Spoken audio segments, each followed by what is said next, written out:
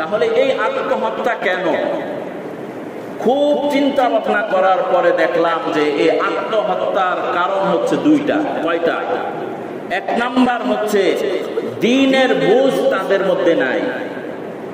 ছেলে হোক মেয়ে হোক, দ্বীনের বুঝ তাদের মধ্যে কি নাই, এ কারণে সে আত্মহত্যার পথ বেছে নিয়েছে। দুই নাম্বার, আত্মহত্যা কেন করলো? তার সঙ্গে যারা রয়েছে এরা সবসময় ডিপ্রেশনে ভোগে। যেই ছেলে তার বান্ধবীকে, যেই মেয়ে তার বান্ধবীকে বোঝায়, ছেলে তার অন্য বন্ধু বোঝায়, লাইফ দিয়ে কি হবে, এই লাইফে তুমি কিছুই করতে পারলা না, এই ধরনের নেগেটিভ কথা যখন বন্ধু আরেক বন্ধুর কানে ঢুকায় দেয়, সকাল থেকে সন্ধ্যা পর্যন্ত সে ডিপ্রেশনে আর চিন্তিতই থাকে। সে মনে করে আমার এই লাইফে তো আমি কিছু করতে পারলাম না, আমার এই লাইফ দিয়ে কি হবে। তার এই জীবনের মূল্য সে আস্তে আস্তে নষ্ট করে দেয় খারাপ সঙ্গের কারণে। খারাপ সঙ্গীর কারণে সে যখন তার আত্মা তার লাইফের ক্ষেত্রে উদাসীন হয়ে যায়, তখন সে আত্মহত্যার পথ বেছে নিতে কি হয়, বাধ্য হয়ে যায়। সে মনে করে আমার মনে হয় এই দুনিয়ায় থেকে আর কোনো লাভ নাই, ফেসবুকে স্ট্যাটাস দিয়েছে।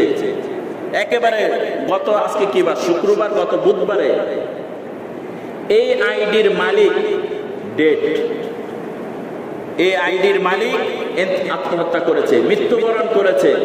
তো মরা মানুষ কি পোস্ট করতে পারে? উনি পোস্ট করে এরপর ফাঁসি দিয়েছে। তাহলে কেন? তার বন্ধু বান্ধব, এমন বন্ধু বান্ধবের সাথে চলাফেরা যাদের মধ্যে দিনদারি নাই। দুই নাম্বার হচ্ছে ডিপ্রেশনে যারা ভোগে, এই ধরনের বন্ধুদের সাথে চলাফেরা করার কারণে সে মনে করে আমার এই আত্মার কোনো দাম নাই, কি করবে, সে স্বর্গে চলে যাবে।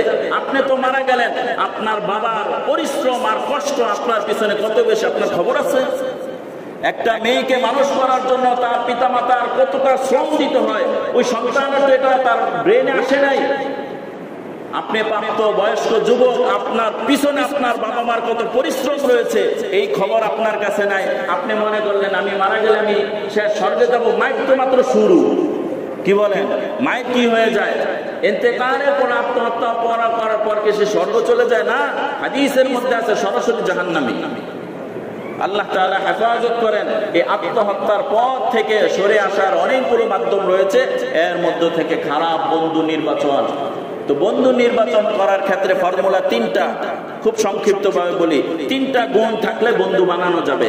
এক নাম্বার হচ্ছে বন্ধুর মধ্যে যদি সত্যবাদিতা থাকে, দুই নাম্বার বন্ধুর মধ্যে যদি খোদাভীতি থাকে, তিন নাম্বার বিচক্ষণ বন্ধু। এই তিনটা গুণ যদি কোনো ব্যক্তির মধ্যে থাকে, নিঃসন্দেহে আপনি বন্ধু বানায় নেন, কোনো সমস্যা নেই। পাঁচ নাম্বার, পাঁচটা গুণ যদি বন্ধুর মধ্যে থাকে তাকে বন্ধু বানানো যাবে না। এক নাম্বার হচ্ছে কথায় কথায় মিথ্যা বলে, এমন বন্ধু কি বলে? মিথ্যা বলে। দুই নাম্বার পাপী ব্যক্তি, নামাজ পড়ে না, রোজা রাখে না, হক হালাল ভাবে চলে না, অবৈধ কাজে লিপ্ত পাপী ব্যক্তি, তাকে বন্ধু বানানো যাবে না। তিন নাম্বার কৃপণ বন্ধু। কৃপণ বন্ধু সুবিধার সময় সব সুবিধা ভোগ করবে, আর ওনার বিপদের সময় সে কি চম্পট দিবে। চার নাম্বার বোকা বন্ধু। বোকারে কি বানাবেন না, বন্ধু বানাবেন না। পাঁচ নাম্বার প্রতারক বন্ধু। আপনার ভালোর সময় সে খুব ভালো বন্ধু, আপনার বিপদের সময় তাকে আর কি খুঁজে পাওয়া যাবে না, প্রতারক। এই পাঁচটা গুণ যাদের মধ্যে থাকে এদেরকে বন্ধু বানানো যাবে না। আল্লাহ রাব্বুল আলামিন এতক্ষণ আলোচনার মধ্যে দুইটা বিষয় আলোচনায় আসলো।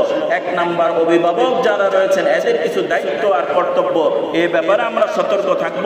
দুই নাম্বার, আমার যুবক ভাইয়েরা যারা রয়েছেন তারা বন্ধু নির্বাচন করার ক্ষেত্রে এই ফর্মুলাগুলো অনুসরণ করব। আল্লাহ রাব্বুল আলামিন আমাদের প্রত্যেককে সহিভাবে বুঝে আমল করার তৌফিক দান করুন।